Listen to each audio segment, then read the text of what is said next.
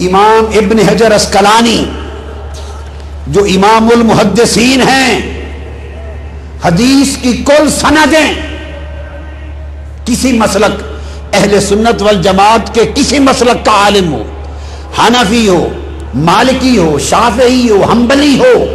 عرب کا ہو، ہند کا ہو، عجم کا ہو، حرمین کا ہو، شام کا ہو، مصر کا ہو، کوئی عالم، کوئی محدث،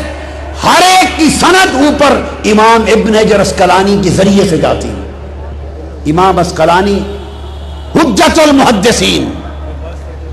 وہ امام ابن حجر اسقلانی کہتے ہیں، ان سے پوچھا گیا، امام اسقلانی سے پوچھا گیا کہ میلاد مصطفیٰ بنانے پر آپ کا فتویٰ کیا ہے؟ امام جلال الدین سیوطی نے اس کو روایت کیا، حسن المقصد فی عمل المولد میں امام سیوطی نے روایت کیا